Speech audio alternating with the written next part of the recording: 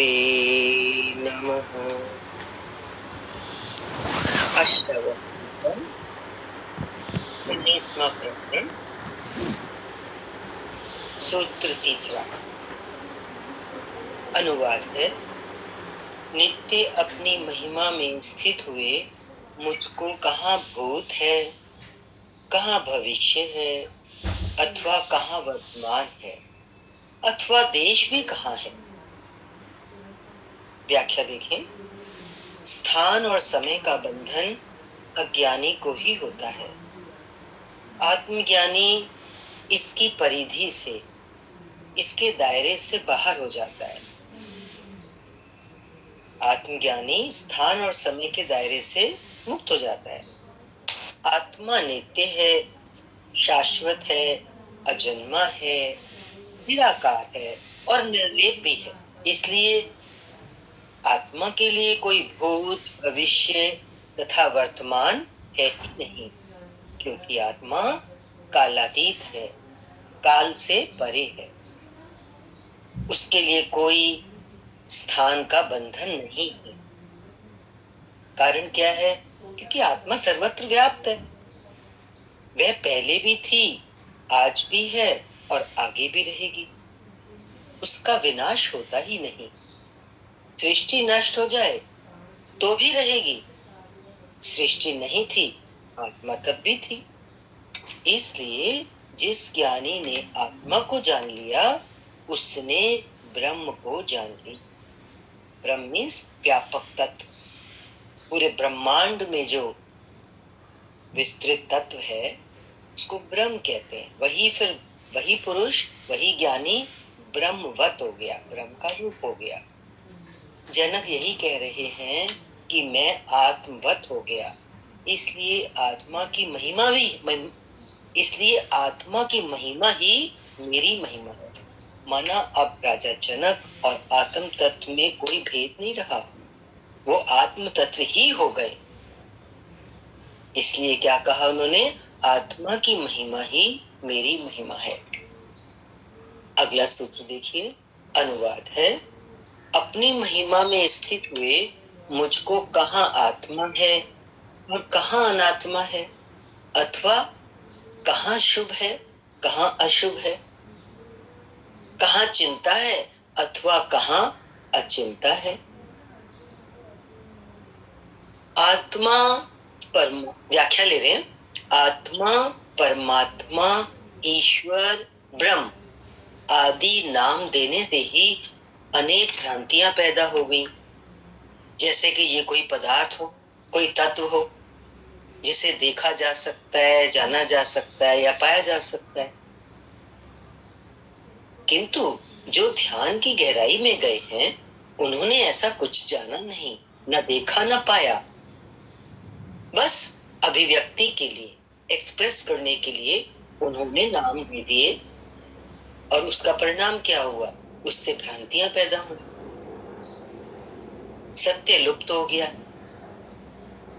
लाओ त्सो, एक महान दार्शनिक संत ने इसीलिए कहा, क्या कहा उन्होंने? कि सत्य को कहा नहीं जा सका, तथा जो कहा जा सकता है वह सत्य नहीं है। सत्य को अभिव्यक्ति नहीं दी जा सकती, सत्य को शब्दों में नहीं बांधा जा सकता, क्योंकि शब्दों में तो सत्य को उतारते ही वो असत्य हो जाता है। इसीलिए ज्ञानी मौन हो जाते हैं। ध्यान अथवा समाधि में आत्मा के दर्शन नहीं होते, ना उसका साक्षात्कार ही होता है। हाँ, उस स्थिति में जो कुछ अनुभव होता है उससे आत्मा का अनुमान लगाया जाता है, इन्फर किया जाता है, उससे निकाला जाता है कि ये आत्मा ही है। जैसे मानो धुएं को देखकर आग का अनुमान लगाया जाता है। किंतु सच्चाई तो ये है कि आत्मा कैसी है ये कहना कठिन है। इसलिए ज्ञानियों की अभिव्यक्तियों में उन्होंने जो जो अपने अंदर जो अनुभव किए, जब उसको रखा सामने, अभिव्यक्त किया, तो उन अभिव्यक्तियों में भिन्नता पाई जाती है। जो भी आत्मा के बारे में कहा गया है वह पूर्ण सत्य नहीं है। लाओ त्सो ने ये सत्य कहा, महावीर ने इसे आत्मा कहा, उपनिषदों में इसी तत्व को तत् मीन्स वो कहा। ओम तत् कहते हैं ना, कि वो जो ओम है, वो जो तत् है, वो जिसको हम नहीं जानते, वो ही सत्य है। ओम तत् सत, उपनिषदों में तत् कहा। बुद्ध ने अनात्मा कहा, शून्य कहा, वो शून्यवादी थे महात्मा। और ज्ञानियों ने इसे ज्ञान कहा, भक्तों ने इसे ईश्वर कहा, परमात्मा कहा, और अद्वैतवादियों ने ब्रह्म कहा। जनक की जो अभिव्यक्ति है, इसमें जनक अपनी अभिव्यक्ति दे रहे हैं इन सूत्रों में गुरु के समक्ष। राजा जनक की अभिव्यक्ति अधिक स्पष्ट है कि उस स्थिति में पहुंचकर आत्मा अनात्मा का भेद ही समाप्त हो जाता है। वहां पहुंचकर केवल क्या शेष रहता है? आनंद का बोध होता है, व्यक्ति शांत हो जाता है और ऐसी प्रतीति होती है जिसका वर्णन नहीं किया जा सकता। वहां पहुंचकर शुभ अशुभ, चिंता अचिंता का ख्याल ही नहीं रहता है, केवल चैतन्य शेष रहता है। यही चरम स्थिति है जहां पहुंचकर ज्ञानी पूर्णता का अनुभव करता, और यही उसकी महिमा है, अन्य कोई महिमा नहीं। ऐसा ज्ञानी ही महिमामय है। अगला सूत्र ले रहे हैं, अनुवाद है। अपनी महिमा में स्थित हुए राजा जनक ही कह रहे हैं, ये अपनी महिमा में स्थित हुए मुझको कहाँ स्वप्न, कहाँ सुषुप्ति और कहाँ जागृत है, और कहाँ तुरीय अवस्था का भय है। व्याख्या, ऐसा ज्ञानी जो अपनी महिमा में स्थित है, आत्मा की महिमा में स्थित है, ऐसा ज्ञानी जागृत, स्वप्न, सुषुप्ति और तुरीय चारों अवस्थाओं से पार हो जाता है, क्योंकि ये चारों अवस्थाएं शरीर, मन और बुद्धि की हैं।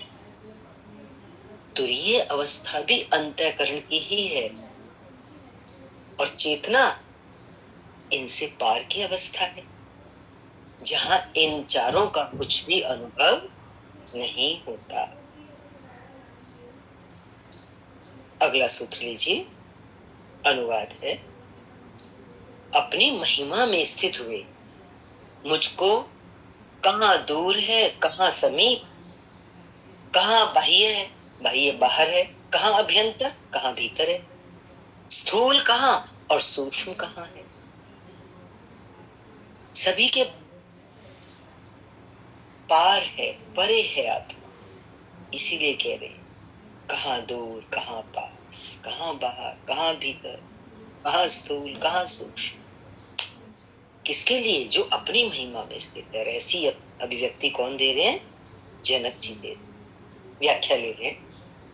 आत्मा की महिमा में स्थित हुए ज्ञानी के लिए दूर तथा समीप, बाह्य तथा अभ्यंतर, स्थूल तथा सूक्ष्म का भेद भी समाप्त हो जाता है, क्योंकि आत्मा दूर भी है, अज्ञानी के लिए तो दूर से दूर है, एवं समीप भी, और ज्ञानी के इतने नजदीक है कि उससे ज्यादा नजदीक और कुछ है ही नहीं। वही आत्म तत्व बाहर भी है और भीतर भी है। मनुष्य के भीतर चैतन्य रूप से वही आत्मा तो है, और पूरे ब्रह्मांड में व्याप्त वही बाहर भी है। वह स्थूल भी है एवं सूक्ष्म भी है। ऐसी ही सृष्टि, क्या कहा, जो पिंड में है वही ब्रह्मांड में, सूक्ष्म ही का कारण है। कैसे बना? ये जो जीव जगत दिखाई देता है ये स्थूल है, इसका कारण क्या है? सूक्ष्म। तो सूक्ष्म ही तो स्थूल का कारण है, और ये स्थूल जब नष्ट होता है तो ये किसमें परिवर्तित हो जाता है? अपने कारण में लय हो जाता है। स्थूल का कारण जैसे भी बताया सूक्ष्म है, तो स्थूल भी सूक्ष्म में परिवर्तित हो जाता है। इसलिए ज्ञानी के लिए अंतर कहाँ रहा स्थूल और सूक्ष्म में भी। ये जो स्थूल और सूक्ष्म की बात चल रही है, क्या कहा जाता है कि है तो ऊर्जा ही ऊर्जा, लेकिन जो सूक्ष्म है और जो पदार्थ है जो उसको स्थूल कहते हैं, तो वो पदार्थ कहाँ से आया? ऊर्जा ही तो स्थूल होते होते होते होते पंचीकरण का जो सिद्धांत है वेदांत में, उससे पदार्थ का रूप धारण कर लेती है। तो सूक्ष्म और स्थूल में भेद नहीं रहा, ऊर्जा और पदार्थ में भेद नहीं रहा, क्योंकि पदार्थ जब नष्ट होता है तो वो ऊर्जा में परिवर्तित हो जाता है। ऊर्जा पदार्थ में, पदार्थ ऊर्जा में, इसलिए ऊर्जा और पदार्थ भिन्न नहीं है, एक दूसरे में रूपांतरण हो जाता है। जिन्होंने फिजिक्स पढ़ी होगी सकते हैं, वैज्ञानिकों ने भी इसे क्या कहा, वैज्ञानिक जिसे क्वांटा कहते हैं, वैसा ही आत्मा का स्वरूप है। क्वांटा में वैज्ञानिक क्या कहते हैं, बस वो किसमें बिलीव करते हैं, एनर्जी और मैटर। उनकी जो खोज है वो यहां तक है, एनर्जी ही मैटर है और मैटर ही एनर्जी है, रूपांतरण होता है एक दूसरे। वैसा ही आत्मा का स्वरूप। तो क्या कहेंगे कि आत्मा न स्थूल है न सूक्ष्म है, न पदार्थ है न तरंग है, तरंग मीन्स तरल, और अगर है तो दोनों है।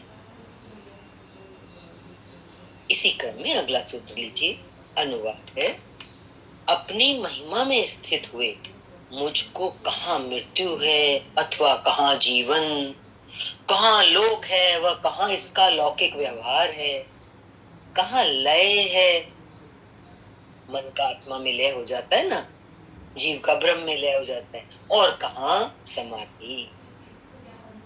व्याख्या देख लीजिए, आत्मा का ना जन्म होता है ना मृत्यु, वो तो सदा है। जिसका जन्म है उसी की तो मृत्यु है, और यदि जन्म ना हो तो मृत्यु भी नहीं है। आत्मज्ञानी आत्मवत हो जाने से कहता है कि ना मेरी मृत्यु है ना जीवन। बहुत सुंदर स्थिति है, मृत्यु और जीवन के भी पार हो गया आत्मज्ञानी, जीने की इच्छा नहीं, मरने का भय नहीं। क्यों? कि मृत्यु और जीवन शरीर का ही होता है, आत्मा तो अमर है। आत्मा के लिए कोई लोक, मर्तलोक, ब्रह्मलोक, गोलोक ये सब नहीं, या कोई लौकिक व्यवहार, जैसे कि संसारी के लिए लौकिक व्यवहार सिद्ध होता है, आत्मज्ञानी के लिए कुछ शेष नहीं बचता। तो आत्मा के लिए लोक और लौकिक व्यवहार भी नहीं है, क्योंकि इनका संबंध भी शरीर से। लय और समाधि भी नहीं है, क्योंकि लय और समाधि भी तो मन की ही है।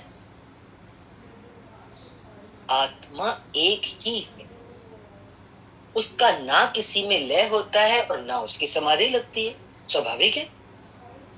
ये सब अज्ञान जनित धारणाएं ही छूट जाती।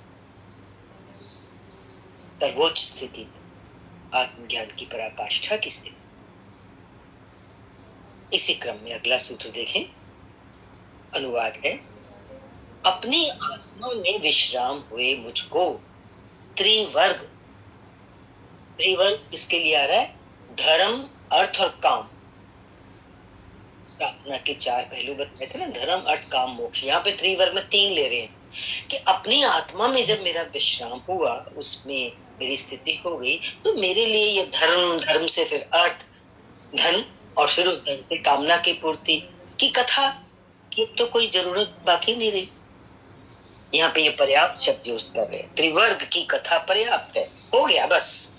योग की कथा, योगी योग लगाता है अपना पुरुषार्थ करके, तो अब इस आत्मा में विश्राम के ज्ञानी के लिए तो उसकी आवश्यकता शेष नहीं रही, और विज्ञान की कथा भी पर्याप्त है। विज्ञान मीन्स ज्ञान सहित, विज्ञान व्यवहार जैसे कहते हैं ना, प्रमाण सहित, लौकिक ज्ञान के सहित जो खोज करते हैं, पूर्ण ज्ञान कहते हैं, थ्योरी और प्रैक्टिकल दोनों, ज्ञान सहित विज्ञान जिसे कहते हैं, तो अब उसकी तो जरूरत आत्मज्ञानी के लिए नहीं रही। व्याख्या देख लीजिए, जो ज्ञानी पूर्णता को प्राप्त हो गया, उसके लिए धर्म, अर्थ, काम आदि की कोई अपेक्षा नहीं रहती, कोई गुंजाइश नहीं है, कोई जरूरत ही नहीं। क्योंकि स्थिति होने पर साधन व्यर्थ हो जाते हैं। अर्थ, धर्म, अर्थ, काम, ये क्या है? तो साधन है उस तत्व तक पहुंचने के लिए। अब जो आत्मा की महिमा में स्थित हो चुका है, उसके लिए इसकी क्या जरूरत है? ये तो व्यर्थ हो गए। ऐसे ही योगी योग लगाता है, उस मार्ग पे चलता है, योग के मार्ग पर, अष्टांग मार्ग पतंजलि का। इसी प्रकार योग और विज्ञान जो खोज प्रैक्टिकल नॉलेज, उस आत्म तत्व को पूरी तरह जानने के लिए उसकी भी कोई आवश्यकता शेष रहती। क्यों? कि जब कुछ पाना ही शेष नहीं रहा, कहते ना आत्म तत्व ऐसा है जिसको पाने के बाद कुछ पाना बचता ही नहीं। तो जब कुछ पाना ही शेष नहीं रहा, तो इन सब का प्रयोजन ही समाप्त हो गया। सब छूटकर एक आत्मा में स्थित होकर योगी सब कुछ पा लेता है, और यही परम धर्म है। इति अष्टावक्र गीतायाम एकोनविंशतिकं प्रकरणं समाप्तम्। ओम शांति शांति शांति।